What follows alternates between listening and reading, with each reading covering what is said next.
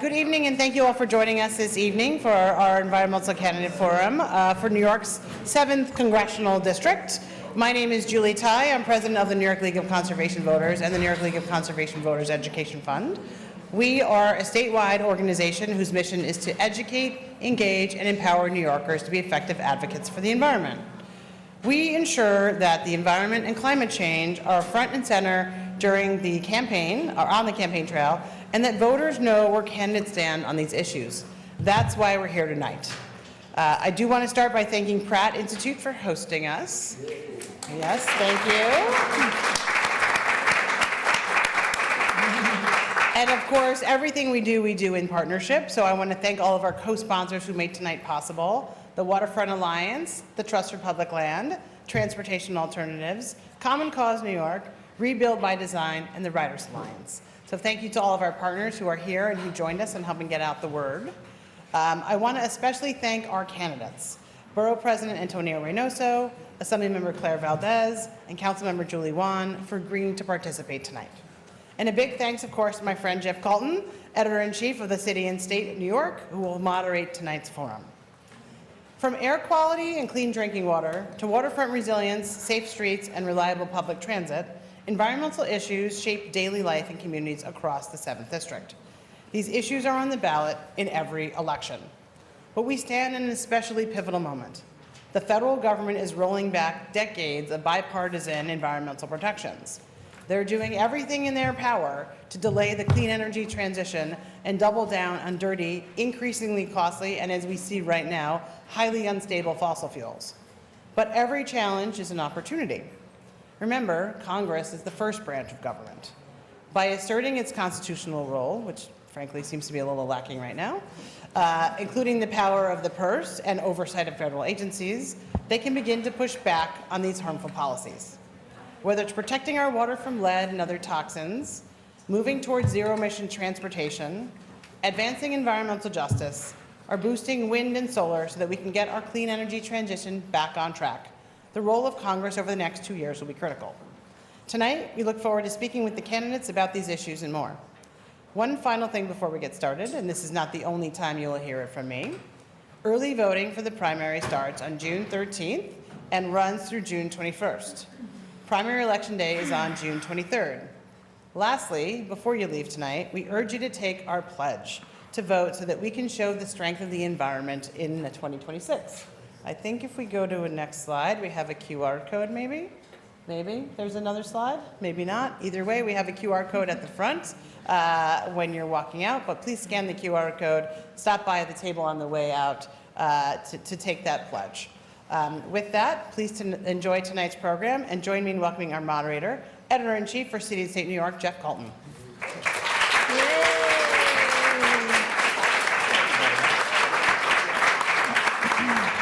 All right, thank you, Julie. Thank you to the League of Conservation Voters. What better day to appreciate the environment than the first warm spring day of the year? Oh my goodness. This day last year, like the first warm spring day, I was actually on a panel at Columbia University, and the only people that showed up were the organizers. It was like, the room was this big, it was completely full of empty seats because everybody was outside hanging out on the grass. And so I'm actually very glad to see a full room here, and I know that more are streaming at home. So thank you again for your commitment to democracy, and thank you to our 3 candidates here, including special thanks, Assemblymember Valdez came all the way down from Albany to be here. So thank you for the commitment.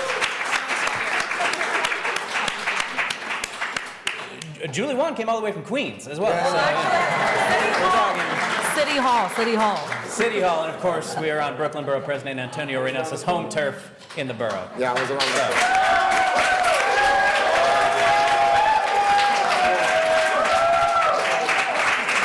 Proof that we're on the home turf. So look, we're committed to an educational forum, so we appreciate the cheers now, but we do ask that we want everybody to have the opportunity to learn, so we really want everyone to engage in behavior that does not disrupt.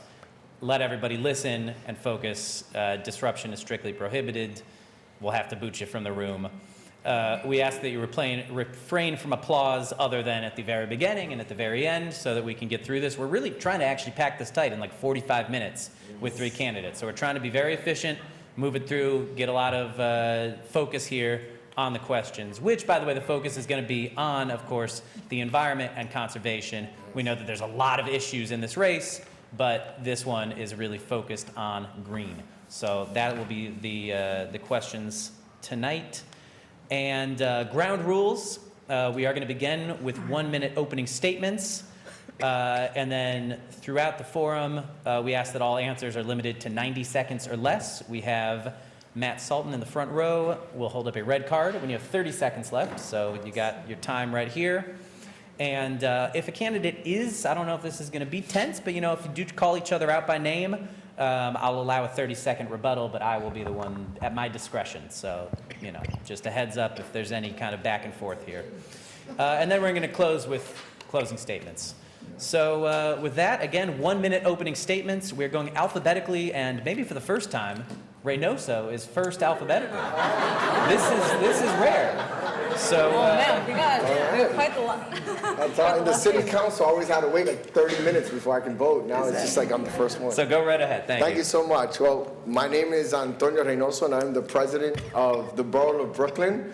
And I'm very excited to be here on an issue that's deeply important to all of us. If you are born in North Brooklyn, you are obligated to get like an introductory or a degree in environmental justice. It's just the reality of where we live. We have asthma rates that have 3 times the entrance into Woodhull Hospital because of asthma. We have the waterfront in Newtown Creek and the disruption that we saw with oil developers or oil magnates polluting our waters. And we've seen the destruction of a waterfront and that has left us with issues of resiliency and long-term sustainability for our environmental justice work. So I went into the city council specifically to fight for trash, to fight for a reduction in truck traffic in our communities, and it's why I was originally working as a city council member to get those pieces of legislation passed. So my time is up. It's 1 minute. Thank you so much, and looking forward to this debate. Thank you. And QRSTUV, Assemblymember Valdez, please. Okay, thank you everyone for being here and for sharing part of your very beautiful evening with us. My name is Claire Valdez, and I'm a Assembly member representing the District 37 in Queens. It's Long Island City, Sunnyside, Woodside, Maspeth, and Ridgewood. Before that, I was a member of UAW, Local 2110, so a special shout out to my trans alt siblings who are also 2110 members. The labor movement was my introduction to politics, but I've been very proud in the Assembly to fight for initiatives and to, that protect our environment, that build public renewable energy, and that fight against the governor's proposed rollbacks to the CLCPA.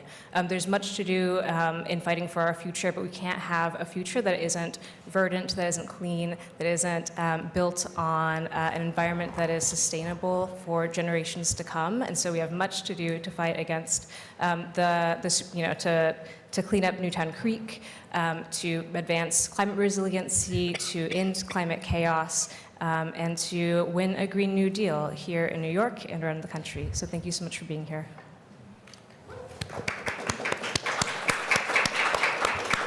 Thank you. And City Council Member Julie Wan, please. Good evening, everybody. It's so good to see you all. My name is Julie Wan, and I'm currently a city council member from Queens with my fellow assembly member, representing Long Island City, Sunnyside, Woodside, and Astoria. And as you hear me talk today, you're probably going to hear me coughing and wheezing because, as you see my inhaler, I've had asthma my whole life. When I landed here as an immigrant in this country, especially right here in Astoria, is we call it Asthma Alley, because that is where we currently have some of the worst pollutants, where we were supposed to have renewable energy, Rise, Light, and Power, and now it is going to continue to remain the Ravenswood Power Plant. We're right next to the largest public housing unit in the country at Queensbridge Houses and Ravenswood Houses. Those were intentional decisions that were made to put low-income neighborhoods, especially in the outer boroughs, to make sure that they had the highest amount of pollutants, yet we have to produce all the energy.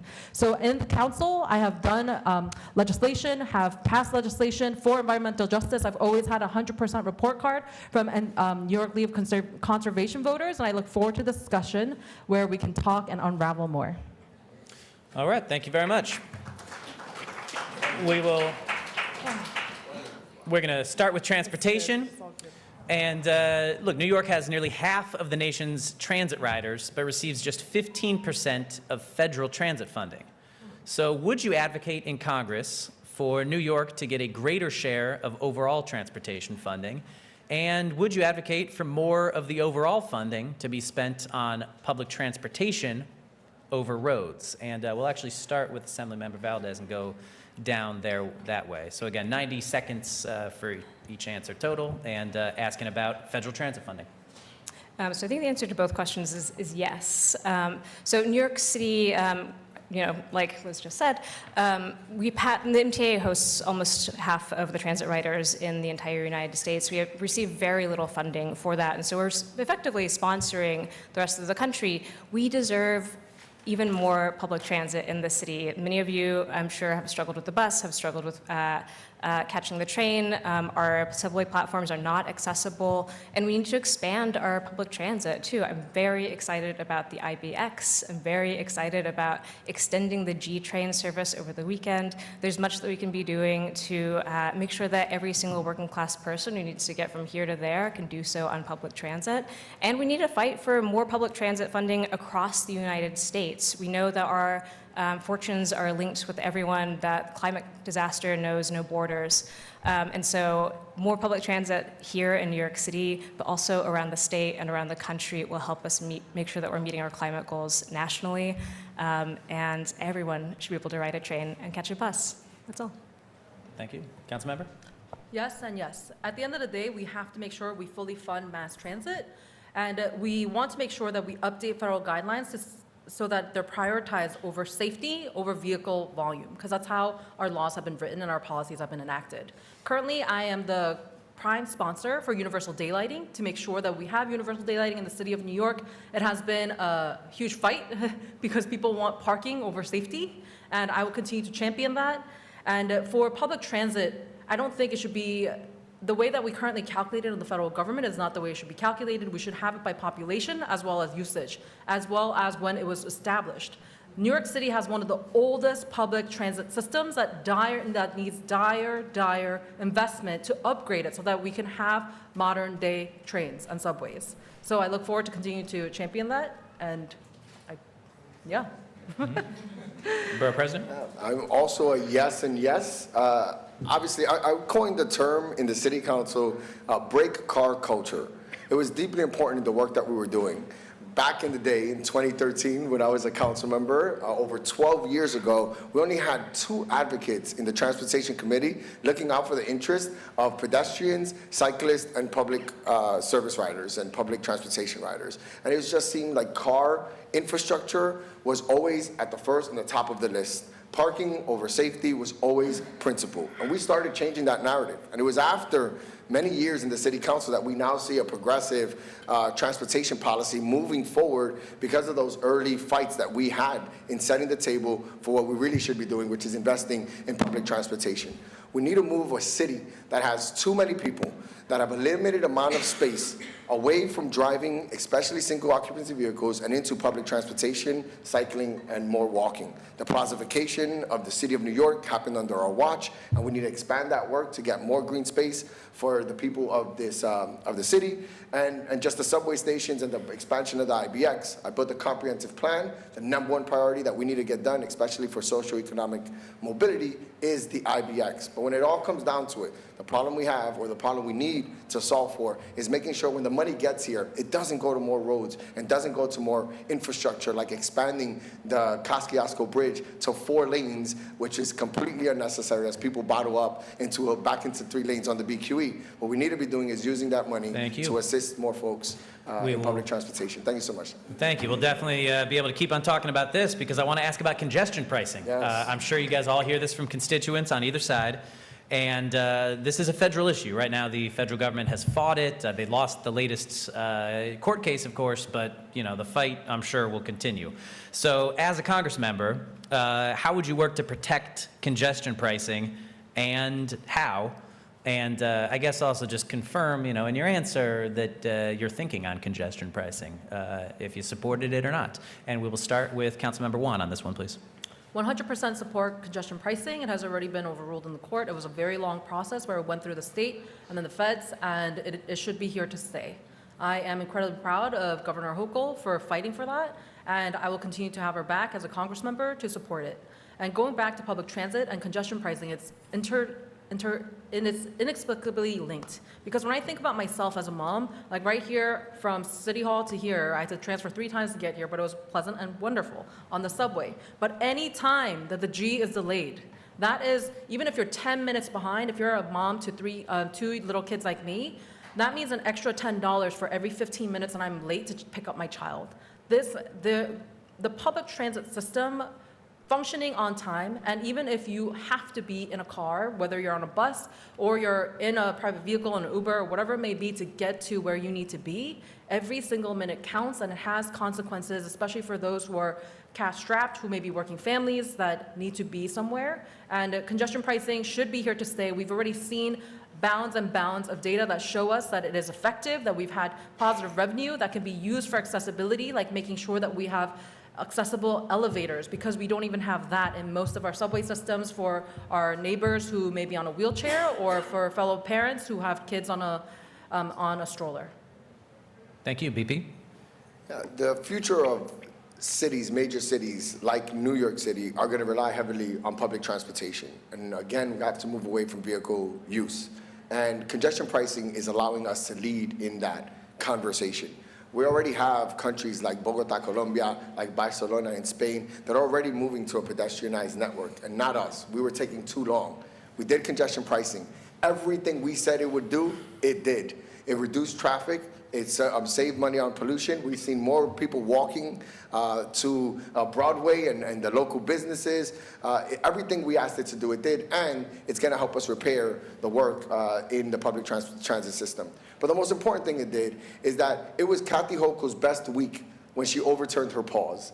It was arguably, in polling, the most popular thing that she did as a governor. And what we need to continue to do is make sure that we show that these positive and progressive transportation policies are very popular, and that we need to keep pushing further along. The $9 is not enough. We need to charge more, because as you're seeing, the trend is going that people are willing to pay $9, no problem, to go into Manhattan. We need to do more to discourage that, because congestion truly is what we're trying to reduce, and we could make more money for the MTA so that we can continue to get it to become a world-class system as are in other countries. Thank you. Assemblymember? Big surprise here. I'm also a supporter of congestion pricing. It was incredibly disappointing when Governor Hochul hit pause, but very, very pleased that she unpaused and has been standing very strongly in support of congestion pricing, even at the lower $9 limit. We do need that number to rise because we need those funds to come into our mass transit system. And as my friends up here have already said, congestion pricing has been wildly successful. Reduced actual congestion, air pollution, noise pollution. Our streets are safer because of it. And this being a successful implementation of congestion pricing in the United States, the first time it has been implemented in the United States, should be a message to the rest of major urban cities around the country that this can work for them as well, and that we can reduce vehicular crashes, we can reduce street violence, or we can make our streets safer, and we can fund our public transit system. Like I said, our climate chaos knows no borders. It is across the entire country, and every little bit that we can do to make vehicular traffic lower and our emissions lower advances our collective goals towards a cleaner environment. So very supportive of congestion pricing. We'll continue to stand with our state partners to make sure that we protect it in the long run and increase that fee. Mm-hmm. Quick follow-up for everybody. This will be a shorter answer, but making me think with the borough president saying $9 is not enough. I guess I'll start with the assembly member. What do you think about, do you think there should be changes to the current congestion pricing scheme, whether that's increased pricing, decreased pricing, or more exemptions, which a lot of elected officials have advocated for? I think we should phase in the original $15. That was our original benchmark. We should be moving towards that. Thank you. And I guess we'll go reverse. Borough President, you already said $9. You think there should be more exemptions, fewer exemptions? What do you think? No, I think it should get to $15. The $15 number is a number that was studied that would actually discourage people from going over. The $9 is a perfect example on how the reduction is not as severe as we thought it would be because people would be willing to pay it. So I would say 15, and the only thing I would change is that we have to reduce the number of public taxis that are in the congestion zone because those are paying a discounted rate, and we need to reduce traffic, and if we have 80,000 Uber riders in it, it defeats the entire purpose. So I'd actually ask for a cap on how many Uber and Lyft drivers can be on the Manhattan side. Thank you. And Councilmember, changes to congestion pricing? $15 is what it should have been, and as the borough president said, that was an amount that did not come out of thin air. That was a formula which had a lot of feedback, which was studied, and we knew that that would be what is effective and has the impact that we want, which is reducing congestion. I do hear a lot from folks, especially the ones that I do sympathize with are folks who are disabled, who have no choice but to have a vehicle drive them. I think those people should have the exemption, and the elderly who cannot walk to their hospital, but that's about it. Everyone else should pay the fair share. All right, thank you. On to clean energy. And by the way, I should credit the League of Conservation Voters Education Fund. These questions came from the League and from members, so thank you for anybody who contributed and for the League for putting these together. I cannot take credit for all the questions and the topics. But the Trump administration has systematically crippled our nation's clean energy process, ending financial incentives, adding in administrative hurdles, lawsuits, preventing underway projects from being finished. Everything, across the board. So how would you challenge this assault as a member of Congress? And what are your clean energy priorities for New York? And for this one, we'll start with the borough president. I think the first thing is we need to take the majority in Congress. And we got to be real with ourselves that right now the Democrats are deeply powerless to fight back against the deconstruction and the rollback of environmental justice work that we've been doing for decades. And the Republican Party has been able to do it in one term, has been completely able to dismantle all the work that we've done. So the first thing we needed to do is get the majority and get political power and use the power of the purse to be able to negotiate a better position for environmental justice fights. We've seen what they've done with the rollback of the windmill, where they put a pause on the windmill construction in Sunset Park that has thousands of jobs that were frozen and stopped and actually delayed the project and made it more expensive, are things that we can't allow to happen anymore moving forward. That's one project that I think is deeply important that we should be paying attention to. And then just local law 97 in the city of New York and having a stronger conversation about getting to a place where we're pushing for building construction that's more energy efficient. And then the last thing I would say is it is less expensive to use solar, to use thermal, and to use windmills than it is to use oil infrastructure or petrol infrastructure. And we need to make sure that at the state level, the governor is not rolling back a lot of the work that we've done here already in a non-Republican state. We can't allow her to roll back and think that's the way to go. So those are the things that I would fight. Thank you. Assemblymember? Yeah, it's awful what this administration has done to renewable projects around the country, and specifically targeting progressive and blue states like our own, revoking federal permits based on DEI funding. Like, it's totally incoherent and ridiculous, and it's to shore up his fossil fuel donors. We know that.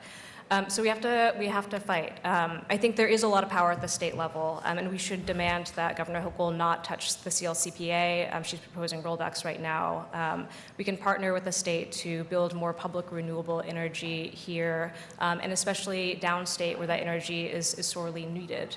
I'm proud that the $200 million that we requested in the one House Assembly budget has been included, and so there's funding there for NYPA to be building more public renewable energy in New York State, and we'll keep building on that success. But we can look to projects like the Gateway Tunnel that should be in progress. We can look to renewable Ravenswood that has been paused. These projects need federal funding to move forward. Many thousands of workers were relying on those jobs, good union jobs, and the people of New York State also desperately need that power and those resources to get around and to live sustainable lives. So we have to fight back against this administration. Flipping the House in 2026 is a good start, but there's much more to be done to demand that the projects and the funding that was promised to us that we already passed is actually delivered, and to hold this administration accountable for delivering it. Councilmember? My neighbors and I, about 5 years ago, fought to make sure that Astoria Energy closed. And we were so incredibly excited when we thought that we were going to have the opportunity to close down Ravenswood Generating Station to offshore wind through Rise, Light, and Power, to very quickly have that dream stolen away from us with Trump's illegal cancellation of offshore wind projects, like the transition of Ravenswood Generating Station. And it's incredibly disheartening, and we need to reinstate the Inflation Reduction Act of tax credits that ended in Trump's big, beautiful bill. We want to streamline permitting processes for transmission lines to speed up the use of renewables. But at the end of the day, we know what we have to fight for, but it won't happen unless we have the majority in the House. And we have to continue to have civic engagement with like-minded folks like yourself in this room to evangelize to your neighbors across the whole entire country of what's really at stake. Because when I think about climate change and climate justice and environmental justice, I think about my two kids, a 3-year-old and a 2-year-old, who is going to have to grow up, and I wonder, will they be like me, where they have to speak on TV, or they have to go to a forum, but their lungs won't stop wheezing, and they're constantly coughing because they can't breathe? That is not okay. And are we constantly going to be wondering, when will our resiliency in the waterfront be enough, especially for us in Brooklyn and Queens? When will our apartments continue to flood? When will our homes be covered in water? And will that mold continue to ruin my lungs, as well as my children's lungs? Because all of this is not just hypothetical, but it is personal. Thank you. Now, the Assembly member mentioned energy downstate, which had me thinking that a man who may or may not be your colleague in the future, Congressman Mike Lawler, he just pushed on Friday with the Trump administration to reopen Indian Point nuclear plant in the Hudson Valley. Kathy Hochul has opposed reopening Indian Point, but is all in on nuclear when it comes to upstate plants. So obviously Congress members have a lot of, pull when it comes to big projects like this. I guess I'm curious, and I guess we'll start with the BP on this, is just what's your position on nuclear in New York? Do you want to reopen Indian Point? Do you like it upstate? Do you like it nowhere? We have a plan already related to getting us to regarding renewable energy and zero carbon emissions already in place that didn't include Indian Point. We have a system by which, through solar, through geothermal, and through wind, we were going to get to a place where we finally solve for the crisis that we have in energy here in New York State. It did not include Indian Point.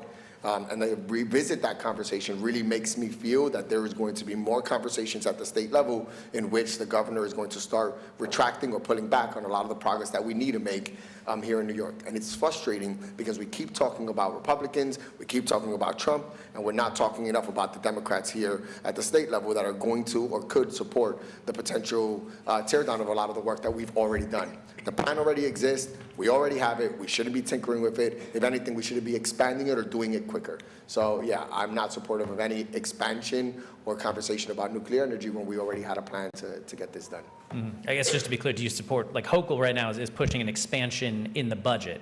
Are you on board with that expansion, or probably not even? No. I don't support an expansion of the budget for the reopening of Indian Point or the expansion of nuclear energy. I do not. We have a system already in place and a plan to do everything we need to do to get to zero by, I want to say, I don't want to get this wrong, I think it's 2030. But we had a plan. Okay, thank you. Not that soon, yeah, thank you. But we had a plan to get there, and I don't want to move away from something that was already written, that already was going to lead us to the goals that we needed to get to. I think any conversation about expansion means that she's pulling back on something else. Got it. All right, thank you. Assembly member, how do you feel about nuclear power? Similarly, we have a plan in place. We have wind, geothermal, we have solar. These are known to be a clean and renewable energy. What we need is to be more aggressive about building them and be more aggressive about empowering the New York Power Authority to be building those energy sources as well. We also, I think one of the issues that we're seeing in the development of renewable energy is that we need more storage. We know that renewable energy is somewhat volatile. There are days that are sunny, there are days that are windy. We need to be capturing this energy, and especially downstate where it can actually be used. And so I think as technology advances and storage becomes much more feasible and cheaper and easier and safer, we have to be coupling those things together. But I would not be supportive of expanding nuclear energy, especially when seemingly so much of it is in support of AI data centers, which we also do not need in New York State. Thank you to our colleagues who are outside flyering for the AI data center moratorium. I appreciate your work. Thank you. Councilmember? Yes, I agree with my colleagues that we do not need to stray from what we've already proposed. And it just also makes me think about the last 3 years I've had conversations, especially in Ravenswood, with my Ravenswood NYCHA neighbors, as well as Queensbridge Houses neighbors and Astoria neighbors about our partnership with Hydro-Quebec, which was a $6 billion Champlain Hudson Power Express for the 339 underground transmission line, bringing renewable hydropower to New York City. And to my knowledge, that project has stalled. And all of these, if you are stalling these $6 billion projects, how do you have the funds to do these other projects that were not part of our conversations earlier? You shouldn't make unilateral decisions, and we need to go back on track to make sure that we have offshore wind energy, hydro energy, and much more else that is renewable, not what we're currently doing. So like the borough president said, I don't think we should be leaning towards the right of what the Republicans are asking us to do, but we should really look forward for the future of all of our children. Thank you. We'll start with the Assembly member on this one. A lot of you have already referenced environmental justice communities. Obviously, the heart of the 7th Congressional District is a really industrial area. I mean, it's remarkable driving through it. And of course, that's where a lot of your constituents are living and breathing and working. So environmental justice communities have often borne the brunt of toxic pollution. And as we transition away from polluting forms of energy, as we just discussed, how can we ensure that those communities that are disproportionately affected now by climate change are not left behind, but benefit from that transition to clean energy? So again, we'll start with the Assembly member. Yeah, what a great question. So you're referencing the Newtown Creek, which cuts through the very heart of New York 7. It borders my district, Councilmember's district, obviously all of our districts. We've been doing a lot of work with the Newtown Creek Alliance to vision what a beautiful new Newtown Creek could look like, where access points could look like, what real remediation of the Superfund sites could look like. We've also been working really closely with the Blissville Civic Association, the residents of Blissville, fighting against green asphalt, which is a recycling asphalt facility that's been spewing unknown particulates into the air for years now, has now finally shut down. We're seeking to have the stack raised so these particulates are high above any harm.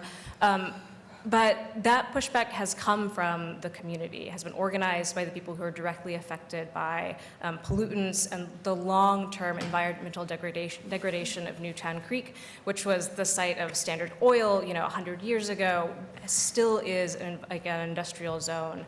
I think the most important thing is that community aspect. The people who live there are able to direct the future of what these sites can look like, what the vision is for a Newtown Creek that is beautiful and healthy and verdant, what these sites can be in the future. So I think, the CAGs of the world are really valuable in that way. We've seen demonstrated how communities can come together and spend time developing plans for the vision of these sites that are so polluted. Thank you, Councilmember. It is no accident that a lot of these pollutants, like green asphalt, as well as the Ravenswood generating plant or Astoria NRG, are literally next to the NYCHAs, our public housing neighbors.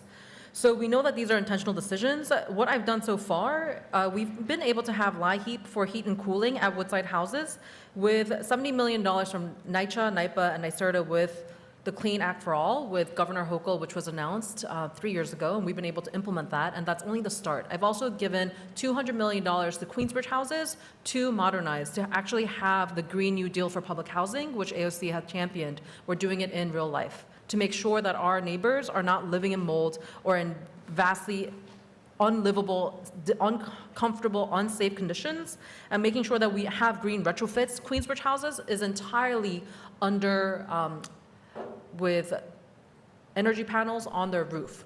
And we want to make sure if I were ever elected to Congress, I would make sure that I introduce the NYCHA Clean Air and Water Act, where the EPA will be mandated to conduct and compare indoor air quality as well as water testing at every single housing that is relatively close to a brownfield site, which is basically a lot of the NYCHAs in our district because of where it was built, and all of these were intentional decisions. Thank you. I'm so happy to be talking about this because I got to talk about what I've already done for this community. First, we did the Waste Reduction Act. We reduced 20,000 tons of capacity for trucks that are moving through private sanitation in our district. It was the largest reduction of sewage and private waste in the entire history of our city. Full stop. And then we passed commercial waste zones.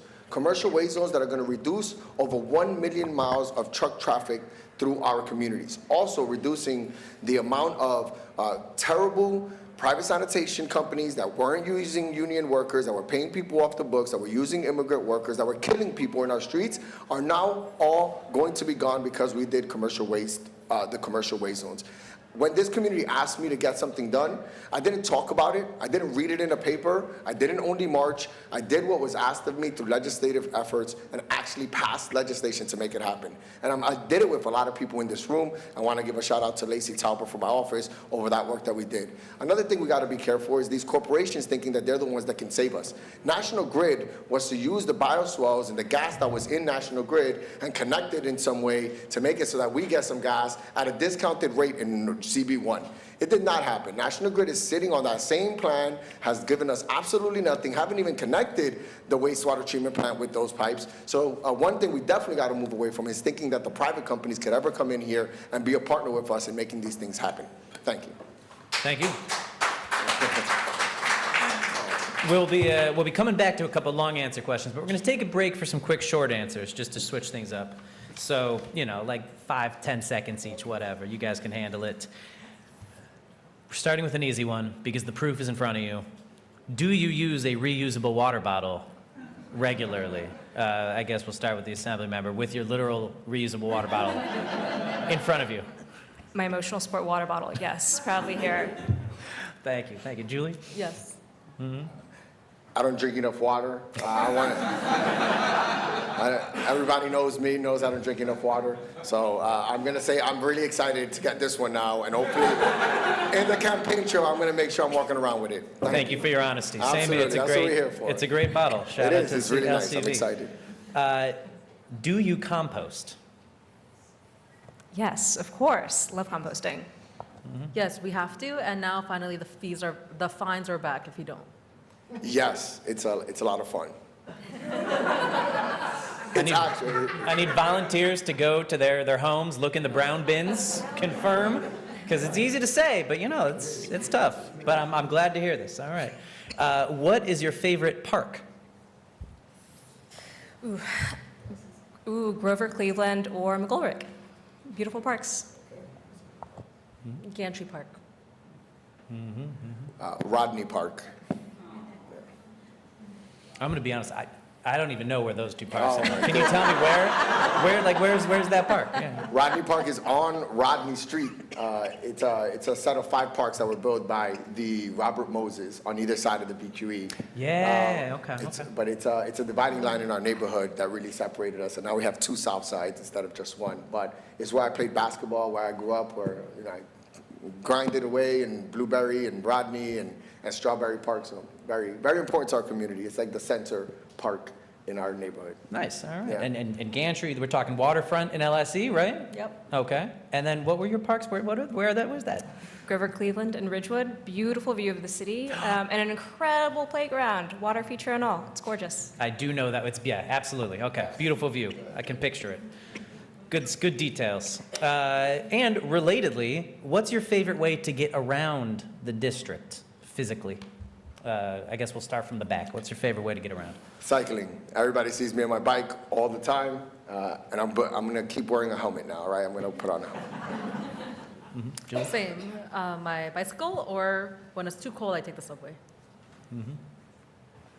All right, I'll say it. The bus. Q39, love it. Love the bus system in our district. Get you where you need to go. Beautiful scenery, too. It's really the only way to get to her, though. There's no other way for me to see her. Until we complete the connections, we are on the bus. I love it. I love it. All right, so back to long answers now. You guys can really go on. According to an NYLCV 2024 report, 20% of properties in the 7th Congressional District have a lead service line. What will you do as a member of Congress to ensure that New York City gets the resources to replace every single lead pipe? And is this issue on your radar? Have you been thinking about lead service pipes, or are we telling you about this right now? So I guess we'll start with I think it's the council member's turn to start. Yep. Yes, we talk about it regularly, especially with parents, because we have to make sure that our children are not drinking tap water and poisoning their brain as they're developing. So we've had testing regularly in the buildings, especially in our NYCHAs, and we are continuing to find it. What I've done over the last 4 years is make sure that we actually had sewage and plumbing upgrades. We just got over $90 million to upgrade the water line, the water main along Queensbridge houses, all the way from Ravenswood to Sunnyside, and now end of March, we're going to have another unified stormwater study where we're going to see how much funding and upgrades we're going to get for DEP to make sure that Long Island City, which is long overdue, is going to have upgraded sewage and plumbing. So we really need to make sure that there's proper funding and studies done to upgrade all of our sewage and plumbing, because I know everyone says New York City tap water is the best, but it's not the best for your brain. Borough President? Yes, we struggled with this also in NYCHA with Williamsburg Houses is an example of a place that had a lot of lead pipes. We've been to schools like PS18 in the district that also had a lead pipe issue, and we were able to do, the Williamsburg Houses got done through a RAD program, and the PS18 got done through funding from the city council to give them water now. But my big thing here is I do think the city and state need to take a larger role in being able to solve for this crisis that we have. And the problem that we have with fixing lead pipes or doing any work on sewers or things that you don't necessarily see is that you don't do ribbon cuttings necessarily for the changing of lead pipes. And they're not victories that you get patted on the back for, but are deeply important. So while we need to fight for more funding to come to New York, any chance we get, it helps to have Chuck Schumer and Hakeem Jeffries, that are both from New York, being able to get some money into the city of New York so we can start doing things that are not sexy but are absolutely needed. So that's what I would do to advocate there. But we also need Governor Kathy Hochul and Mayor Zoran Mamdani to find it sexy to do things behind the wall. So that's all. Thank you. Member? Maybe you should start having ribbon cuttings for light. That sounds great. First step. Okay. Yeah, absolutely agree. It's unbelievable that so many of our lead pipes in New York 7 and in my assembly district need to be replaced. And we need massive investment. We need the federal government to be helping us with this if we're going to replace them all on a 10-year timeline.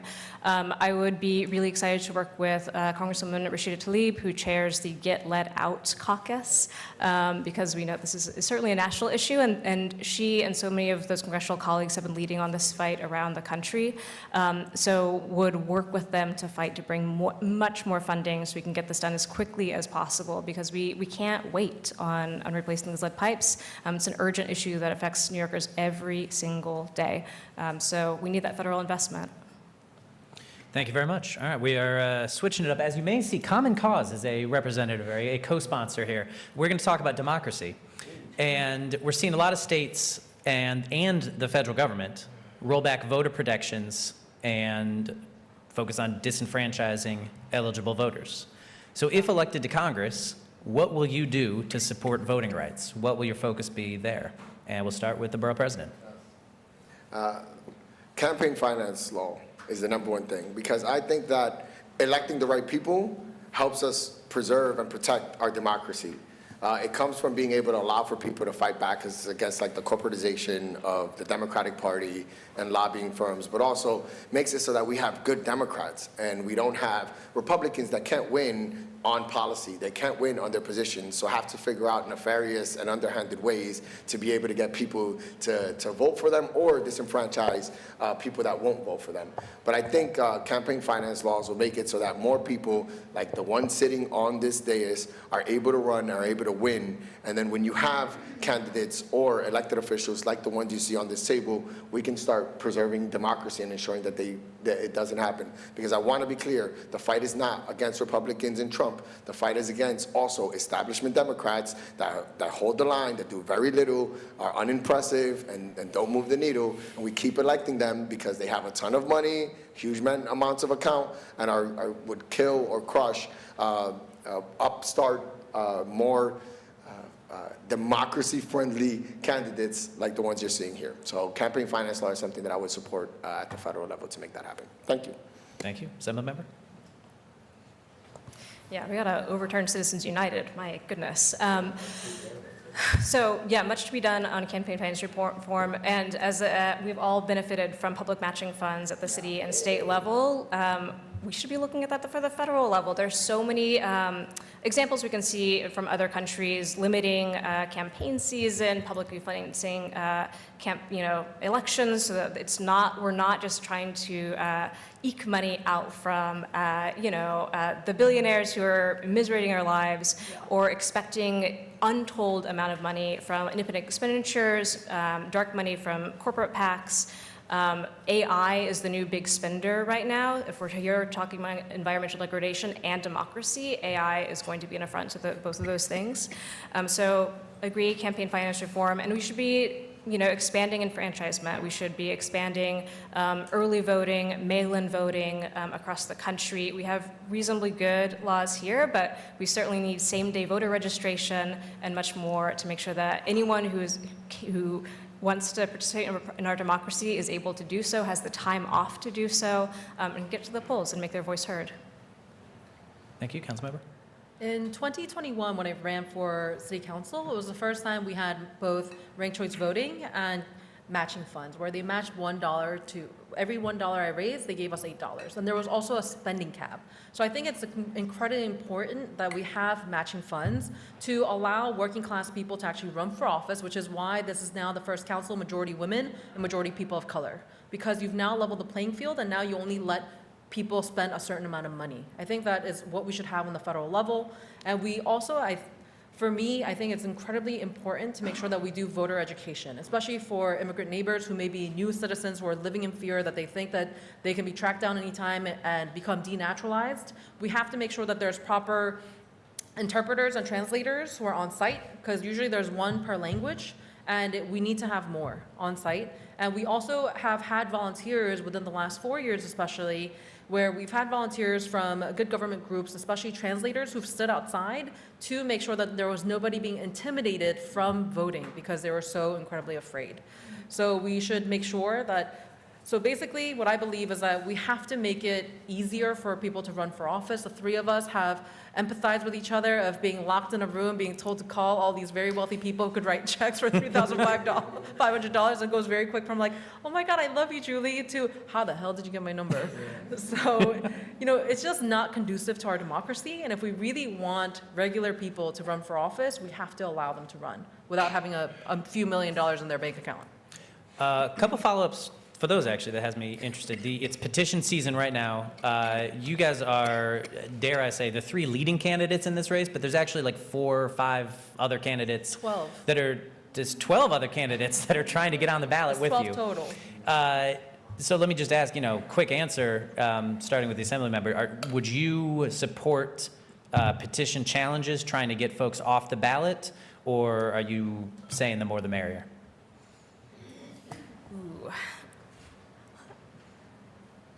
great question. I mean, look, we all get challenged. It happens. I am not particularly interested in wasting my time challenging another person's petition signatures, but I do think the Board of Election does amazing work making sure that we are not falsifying. We've seen people falsify signatures in the city, and we want to make sure that we're not making people up when we're getting our petition signatures. So maybe open to it and, yeah. Challenge curious. Okay. Council member? When I first ran for council, it was 18 people on the ballot, 18 people who announced that they were running. And when we got our sample ballot, it was literally a CVS receipt where you kind of almost felt like you had so many coupons and names to remember. It was difficult. But I really enjoyed it. I think it's incredibly important to be part of the democracy that I also really kind of get sad and I get disheartened when people talk about this race saying that there's only 3 candidates when there's 12. And as someone who doesn't come from politics at all, who came from tech, that I don't think it's okay to have erasure of regular people who are running for office without political insiders supporting them or endorsements from current elected officials, because it is a democracy and that's the beauty of being an American.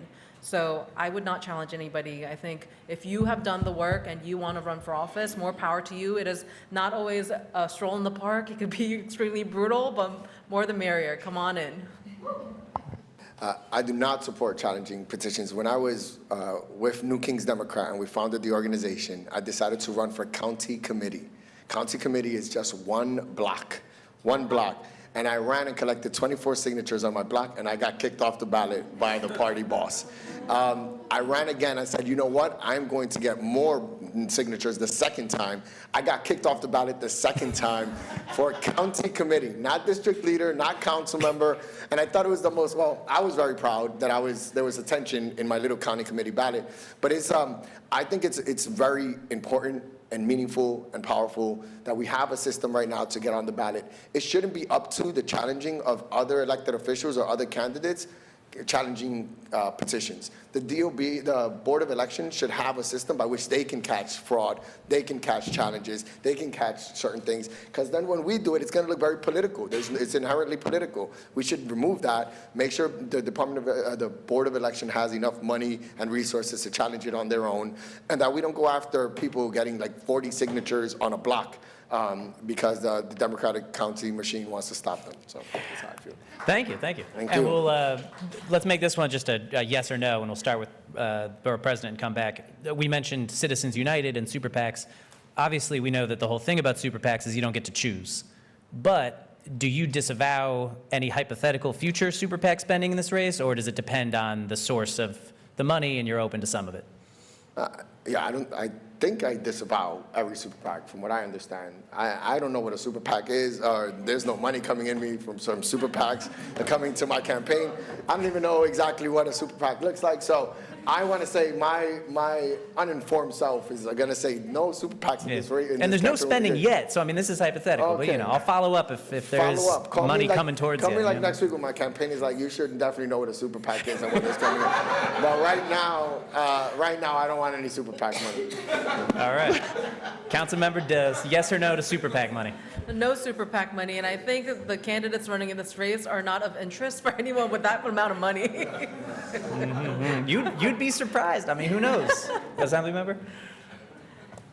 No super PACs. No, thank you. But yeah, I'm also like, who's going to come in on this race? This is their district. I don't think that this is the right one for them. Yeah. But those people have a lot of money, and they like to set it on fire. Yeah, so. unless there's someone in the 12 that are running that we don't know of who may be a conservative, candidate. This wasn't a gotcha question. I believe technically the League of Conservation Voters does legally have a super PAC that it uses to support. It does. Okay, there's a League you of mean like Conservation an Voters super PAC. independent- So LCD has spent very robustly in this state. there you go. All right. Yeah, So do you mean again, like I didn't mean that as a independent- gotcha, but there's some super PACs that we like. There's some Okay, good. well, we right? changed our answer and we all welcome it. Only from you. Well, yeah. All right, thank you. The difficulties of campaign finance, One final question before our closing statements, actually, is this, New York City is a city of islands, and this is a waterfront district. You got Newtown Creek, you got the East River. I mean, it's really on the water. So the question is a pretty broad one. what is your vision? I mean, well, I guess the waterfront can be seen as a threat with risks, hurricanes, flooding, but it's a great resource.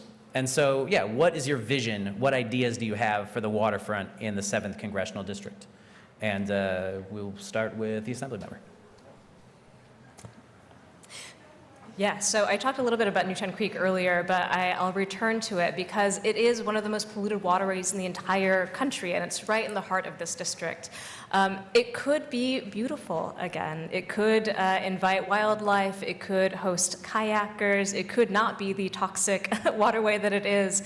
And so, you know, working with allies, and my friends in the Hunters Point Park Conservancy too have done amazing work on the waterfront, making sure that it is accessible to working class people, that folks can be educated about the wildlife that could be there, that remediation efforts are ongoing.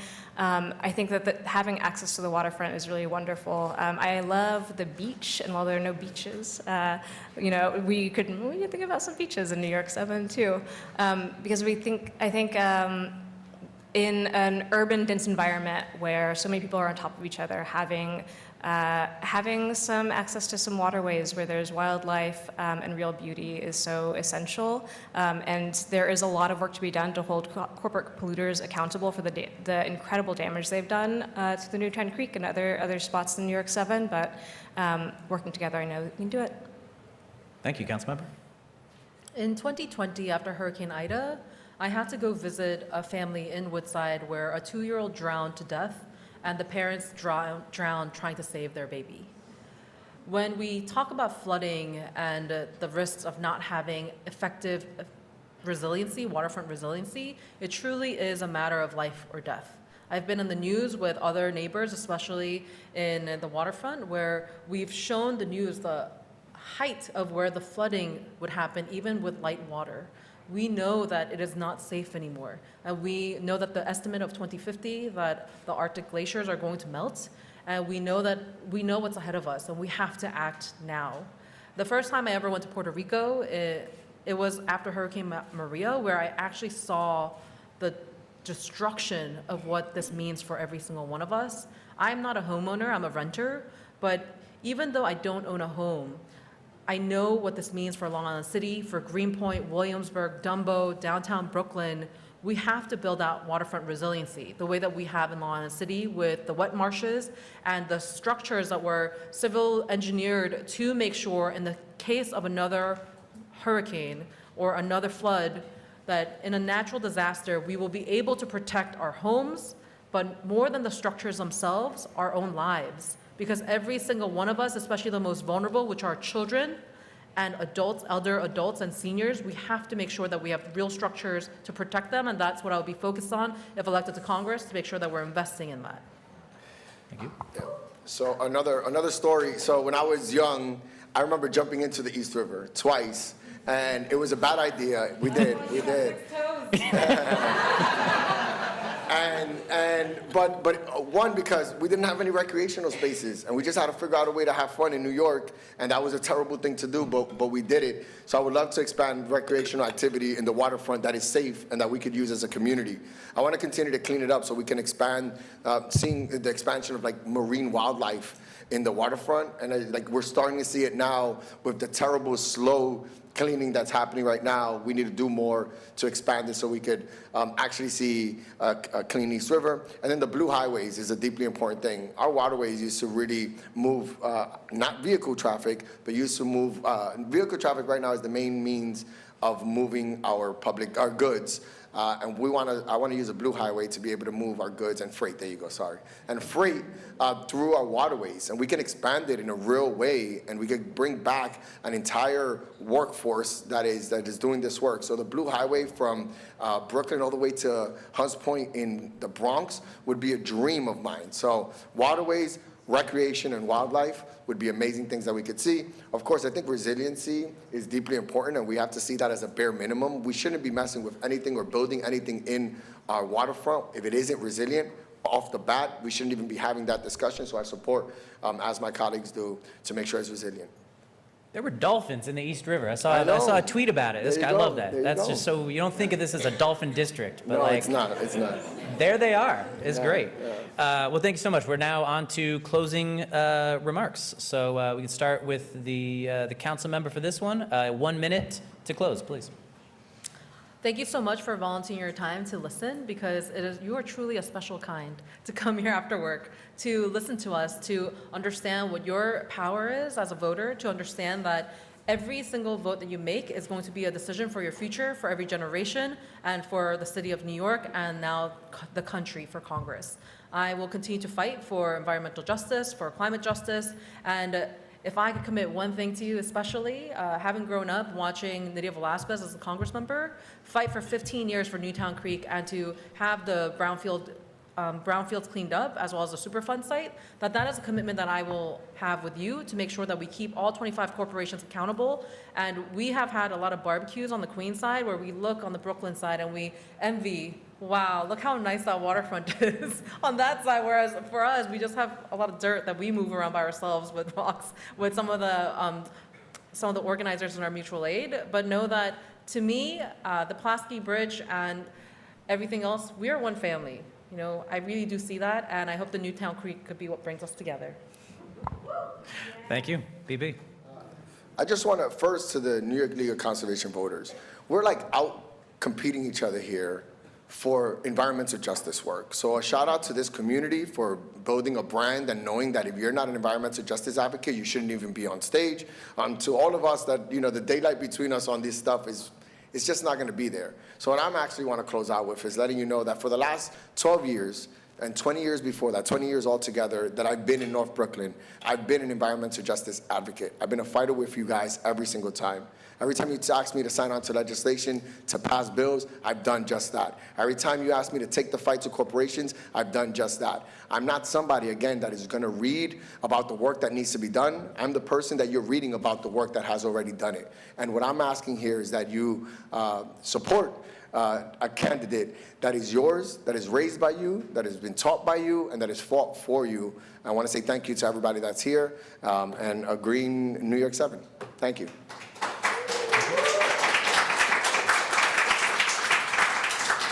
And Assembly Member? Stop.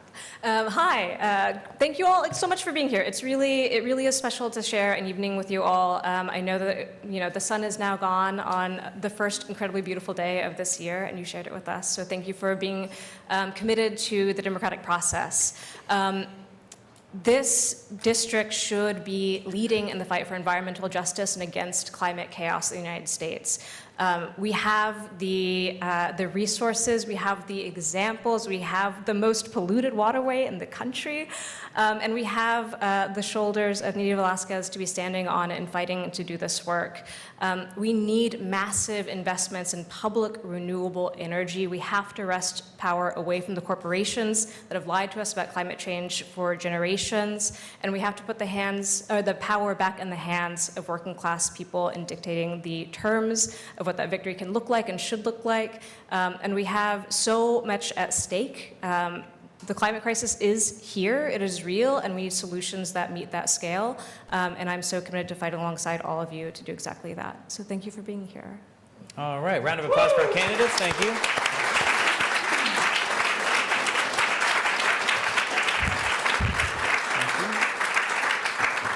And if you want to hear more about this race, again, I'm Jeff Colton, Editor-in-Chief of City and State New York. So please follow City and State New York. We'll be covering the 7th Congressional District and all the other congressional races and various other politics and policy this year. So thank you for your patience, and I'll hand it back over to Julie. All right. First of all, let's give a round of applause to Jeff Colton. Thank you so much. You did a great job. I really want to thank all the candidates for being here tonight, and I appreciate your collegiality. We have been to some forums where it was a little bit more sharper elbows. I want to again thank all of our partners for joining us, and of course to our friends here at Pratt for hosting us. We hope that you found tonight informative. I know I did, and I'm glad that we could help you drink more water. Right. Most importantly, we want to make sure that you get out and you vote. So as I mentioned before, We want to make sure you're taking a pledge. We have paper pledges when you walk out, and we have a QR code that you can scan to take electronically. We want to make sure people are getting out there to vote. And make sure to tell your friends and family about this. We live stream this, but we also are going to make this available on YouTube, as well as on X, Facebook, and Instagram. I still can't, it's Twitter. And, you know, we want to make sure everybody gets out and votes. So thank you so much. Again, primary is on June 23rd, and early voting runs from June 13th to June 21st. Thank you all, and have a great night. We're going to do a photo.